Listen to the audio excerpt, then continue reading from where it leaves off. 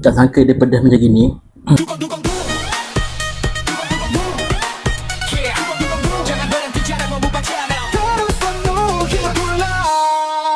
Assalamualaikum. Hi guys, welcome back to Muan Mukbang channel. Dugu-dugu-dung.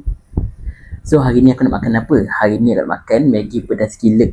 Ni dia Maggi pedas gila. Maggi pedas gila perisa cheesy berapi. Ni dia. Sebenarnya dah ramai dah orang suruh aku buat review makan Maggi pedas gila ni. So hari ni aku nak buat. So tak apa nak buang masa lagi. Jom kita try makan Maggi pedas gila cheesy berapi ni. So bismillah. So jom kita makan. Aku makan 2 paket tau. So memang sangat besar jugalah. So ni dia. Bismillah.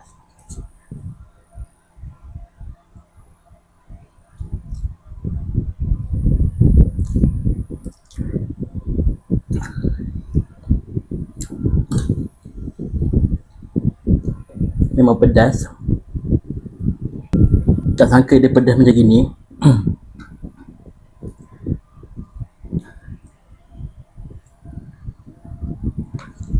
Tapi sedap lagi lah.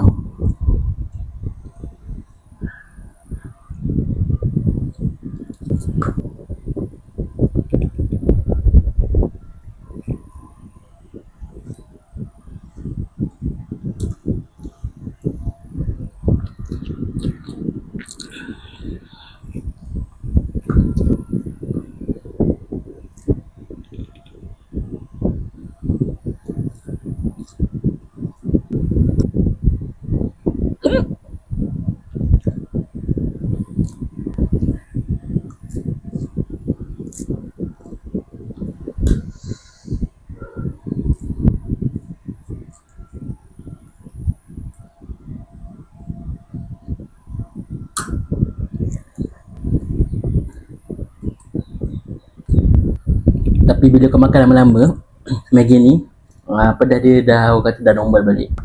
So boleh makan. Walaupun pedas tapi kita masih belum telan lagi.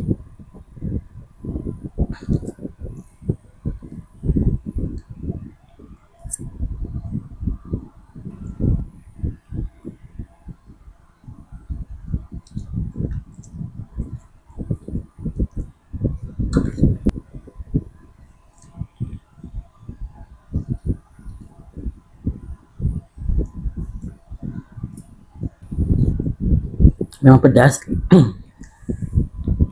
Bagi aku kepedasan dia daripada 10 aku boleh letak dalam 7.5 ke 8 gitulah. Pedas juga bagi aku.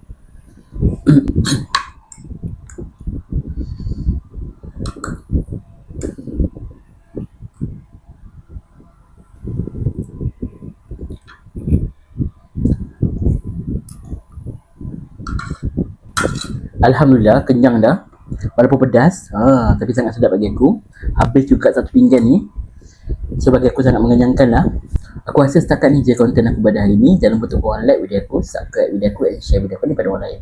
Kalau boleh biarlah YouTube aku ni sampai mana? Sampai 7 bulan. Kalau sedap